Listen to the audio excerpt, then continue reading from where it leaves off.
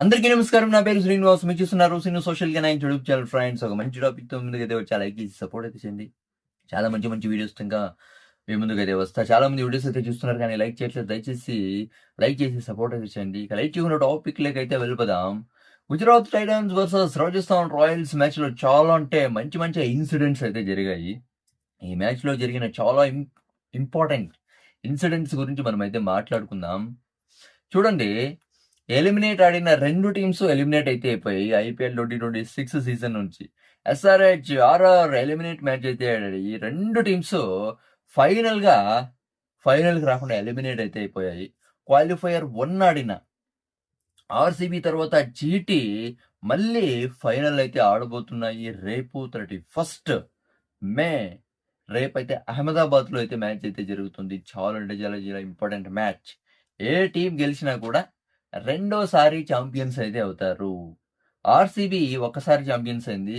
ఈసారి గెలిస్తే రెండోసారి ఛాంపియన్స్ అయితే అవుతుంది. జీటీ 2023లోనో, 2022లోనో గెలిచింది కదా! ఛాంపియన్స్ అయితే అయింది. ఈసారి జీటీ గెలిస్తే వాళ్ళు కూడా రెండోసారి ఛాంపియన్స్ అయితే అవుతారు. అవునా కదా! ఇదంతా పక్కన పెడితే జీటీ వర్సెస్ ఆర్ఆర్ మ్యాచ్ గురించి మనమైతే మాట్లాడుకుందాం.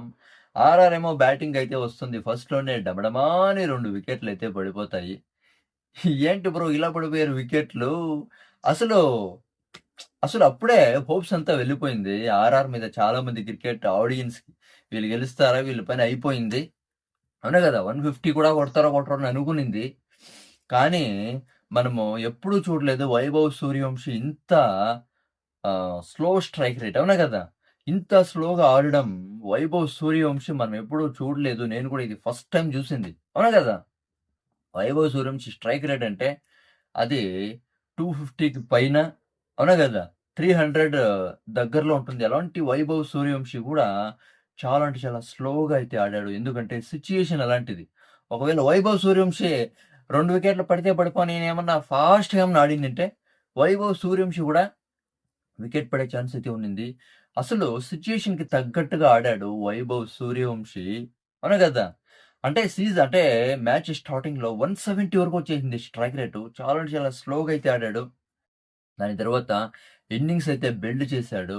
వైభవ్ సూర్యవంశి తర్వాత రవీంద్ర జడేజా చాలా అంటే చాలా మంచి పార్ట్నర్‌షిప్‌ని అయితే బిల్డ్ అయితే చేశారు. అవునా కదా! చూడండి, లాస్ట్ మ్యాచ్‌లో సెంచరీ అయితే మిస్ అయింది. 97లో అయితే ఔట్ అయ్యాడు. పక్కా ఈ మ్యాచ్‌లో సెంచరీ కొట్టేస్తాడు. లాస్ట్ 3 ఓవర్స్‌లో ఉద్దిగారేస్తాడు. చాలా అంటే చాలా అగ్రెసివ్‌గా ఆడతాడు. 230 వరకు వెళ్ళిపోతుంది స్కోర్ అని అనుకునింది. కానీ 96లో అయితే ఔట్ అయితే అయిపోయాడు వైభవ్ సూర్యవంశి. చాలా అంటే చాలా బాధేసింది. అవునా కదా! దాని తర్వాత రవీంద్ర జడేజా కూడా రిటైర్డ్ హర్ట్ అయితే అవుతాడు. రవీంద్ర జడేజా రిటైర్డ్ హర్ట్ అయిన తర్వాత మళ్ళీ ఒకసారి వస్తాడు బ్యాటింగ్ ఆడేకి. అవునా కదా! జోఫ్రా ఆర్చర్ ఔట్ అయిన తర్వాత అనుకుంటా. కానీ రిటైర్డ్ హర్ట్‌కి ముందు మెయింటైన్ చేసిన స్ట్రైక్ రేట్ తర్వాత మెయింటైన్ అయితే చేయలేదు. వైభవ్ సూర్యవంశికి చాలా అంటే చాలా సపోర్టివ్‌గా నిలిచాడనే చెప్పొచ్చు. దాని తర్వాత డొనోవన్ ఫెరేరాని ఎందుకు ఇంత లేట్‌గా పంపిస్తున్నారు ఆర్ఆర్‌ఓలో నాకైతే అర్థమైతే అవ్వలేదు. అవునా కదా! డొనోవన్ ఫెరేరా చాలా అంటే చాలా కన్సిస్టెన్సీగా ఆడాడు ఈ సీజన్‌లో. చాలా అంటే చాలా అద్దిరిపోయే బ్యాటింగ్. చాలా అంటే నిజంగా చెప్పాలంటే ఏ ఆర్ఆర్ బ్యాటర్ కూడా ఇంత కన్సిస్టెన్సీ మెయింటైన్ చేయలేదేమో! అంత కన్సిస్టెన్సీ మెయింటైన్ చేసాడు. ఎవరు? డొనోవన్ ఫెరేరా. అలాంటి డొనోవన్ ఫెరేరాని చాలా అంటే చాలా లేట్‌గా పంపించారు. డొనోవన్ ఫెరేరా కూడా ఉతికారేసాడు. లాస్ట్ ఓవర్‌లో రషీద్ ఖాన్‌కి 4-5 సిక్స్‌లయితే కొట్టాడు బ్రో. 11 బాల్స్‌కి 38 రన్స్. 334 స్ట్రైక్ రేట్ అయితే మెయింటైన్ చేశాడు.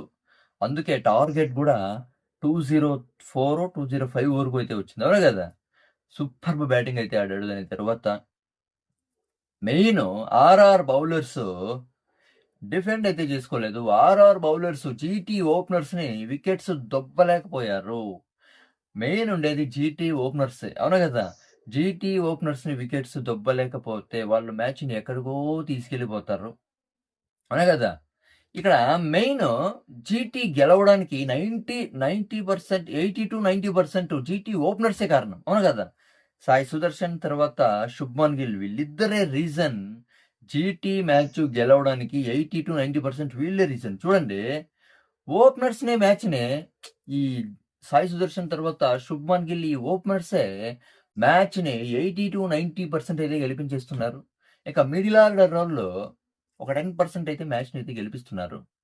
ఇక ఆర్‌సీబీ వర్సెస్ జీటీ మ్యాచ్‌లో మళ్ళీ ఓపెనర్స్‌ని మెయిన్‌గా ఔట్ చెయ్యాల. లేకపోతే ఆర్‌సీబీ మ్యాచ్‌నైతే వదిలేసే ఛాన్స్ అయితే ఉంటుంది. అంత డేంజర్ బ్యాటర్ శుభ్‌మన్ గిల్ తర్వాత సాయి సుదర్శన్. సాయి సుదర్శన్ తర్వాత శుభ్‌మన్ గిల్ ఓపెనర్స్ అయితే వచ్చారు. అసలు 80% స్కోర్ అయితే కొట్టేసారు బ్రో.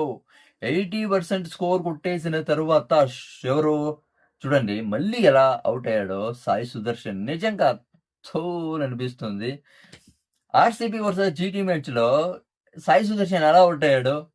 అసలు బ్యాట్‌నైతే వదిలేసాడు. అసలు మ్యాచ్ స్టార్టింగ్‌లోనే ఇంపార్టెంట్ టైమ్‌లో అవునా గదా! ఇంపార్టెంట్ టైమ్‌లో స్టార్టింగ్‌లోనే బ్యాట్‌నైతే వదిలేసాడు. ఆ బ్యాటు స్టంప్స్ ఎడ్జ్‌కైతే పడింది. అవునా గదా! ఔట్ అయితే అయిపోయాడు. Controversy out. చాలా అంటే చాలా బాధపడ్డాడు శుభ్‌మన్ గిల్, సాయి సుదర్శన్. కానీ ఇక్కడ జీటీ వర్సెస్ ఆర్ఆర్ మ్యాచ్‌లో అసలు 167 వరకు వికెట్టే పడలేదు. 80% స్కోర్ అయితే కొట్టేశారు. ఆ టైంలో బ్యాట్‌నైతే వదిలేసాడు మళ్ళా సాయి సుదర్శన్. డైరెక్ట్‌గా స్టంప్స్ మీద పడింది. స్టంప్స్ మీదైతే పడింది. థూ! చాలా అంటే చాలా బాధపడ్డాడు సాయి సుదర్శన్. నాన్ స్ట్రైకర్ ఎండ్‌లో ఉన్న శుభ్‌మన్ గిల్ చూస్తే నిజంగా ఏడుపు మొఖం పెట్టేసాడు. కిందైతే పడిపోయాడు. "ఏంట్రా బ్యాట్‌ని వదిలేస్తున్నావు? ఏంరా నీకొచ్చిండే రోగము" అని ఎక్స్‌ప్రెషన్ అయితే ఇస్తాడు. ఓకేనా. ఇక important match RCB versus GT match. Next మ్యాచ్‌లో మళ్ళీ ఏమన్నా బ్యాట్ ఏమన్నా వదిలేస్తే మ్యాచే చేజారిపోతుంది. అవునా కదా! ఈవెన్ సోషల్ మీడియాలో గూడా శుభ్‌మన్ గిల్ సాయి సుదర్శన్ బ్యాట్ తర్వాత సాయి సుదర్శన్ చేతులకి టేప్ కట్టేస్తున్నట్టు చాలామంది వీడియోస్ అయితే ట్రై చేస్తే అంటే షేర్ చేస్తున్నారు. చాలామంది వీడియోస్ అయితే క్రియేట్ అయితే చేస్తున్నారు. ఎందుకంటే మళ్ళీ ఏమైనా బ్యాట్ ఏమైనా వదిలేస్తాడేమో. అందుకే శుభ్‌మన్ గిల్ ఈసారి సాయి సుదర్శన్‌కి చేతుల తర్వాత బ్యాట్‌కి టేప్ కట్టేస్తే స్ట్రాంగ్‌గా ఉంటుంది. బ్యాట్‌ని వదలడు అని చాలామంది అయితే వీడియోస్ అయితే చేస్తున్నారు. అవునా కదా! 167కైతే ఫస్ట్ వికెట్ అయితే పడింది. అది ఇంపార్టెంట్ టైమ్ అది పెద్ద ఇంపార్టెంట్ టైమే అనుకో. ఒక లెక్కలో చెప్పాలంటే కొట్టాల్సిన స్కోర్ మెయిన్ కొట్టేసారు. 80% స్కోర్ అయితే కొట్టేసారు. అక్కడ పెద్ద ప్రాబ్లమ్ ఏమి లేదు. కానీ next match RCB versus GT match ఉంది కాబట్టి ఆ టైంలో ఏమన్నా బ్యాట్ ఏమన్నా ఇలా వదిలేస్తే ఏం జరుగుతుంది? అవును కదా! అది కాదు ఫైనల్ మ్యాచ్ పక్కా GT management, Gujarat Titans management Sai సుదర్శన్‌కి చాలా అంటే చాలా ట్రైనింగ్ అయితే ఇస్తారు. బ్యాట్ వదిలేయకుండా చాలా అంటే చాలా ట్రైనింగ్ అయితే ఇస్తారు. బ్యాట్ వదిలేస్తే ట్రోఫీనే వదిలేసినట్టు లెక్క. అవునా కదా! ఫైనల్ మ్యాచ్‌లో ఏమన్నా మళ్ళీ ఏమన్నా సాయి సుదర్శన్ ఏమన్నా బ్యాట్ ఏమన్నా వదిలేసాడనుకో పక్కా ట్రోఫీని వదిలేసినట్టే లెక్క.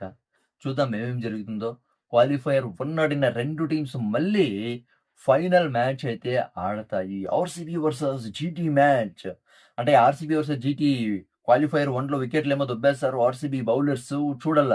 ఆర్‌సీబీ బౌలర్స్ మళ్ళీ జీటీ ఓపెనర్స్‌ని ఔట్ చేస్తారా? చెయ్యరా? ఔట్ చేయకపోతే మ్యాచ్ అయితే చేజారిపోతుందని చెప్పొచ్చు. అవునా కదా!